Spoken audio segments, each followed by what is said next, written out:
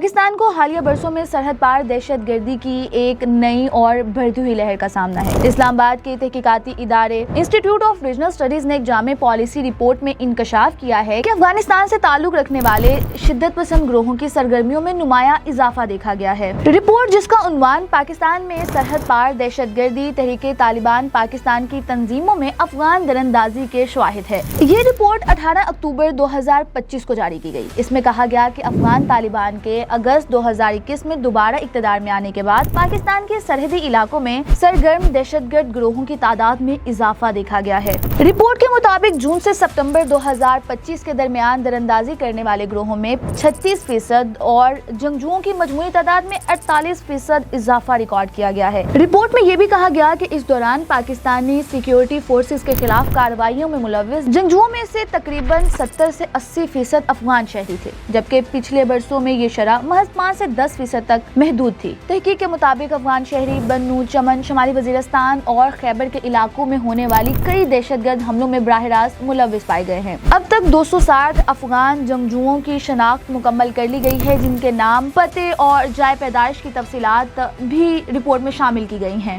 Report میں کہا گیا ہے کہ طالبان حکومت کا کردار محض ایک خاموش تماشائی کا نہیں ہے، بلکہ فعال حمایت پر مبنی ہے۔ طالبان انتظامیہ پر الزام لگایا گیا ہے کہ وہ تحریک طالبان پاکستان کے رہنماؤں کو کابل میں پناہ دے رہے ہیں، انہیں مالی امداد فراہم کر رہے ہیں۔ جاری کی گئی دستاویز میں یہ بھی بتایا گیا ہے کہ ٹی پی کے سربراہ نور ولی محسود کابل میں طالبان کی سرپرستی میں مقیم ہیں اور پاکستان میں مارے جانے والے جنگجوؤں کے اہلِ خانہ کو 50,000 افغانی بطور مالی امداد دی جاتی ہے۔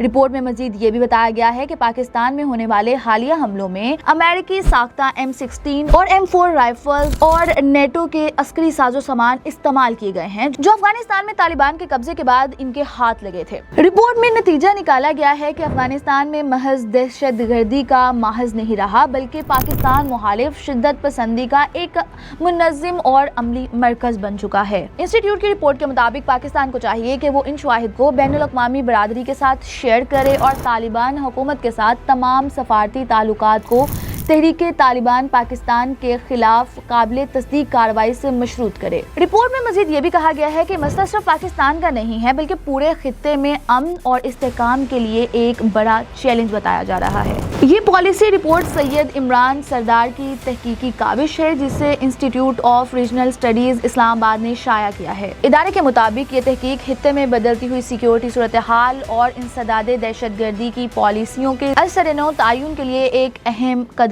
ثابت ہو سکتی ہے۔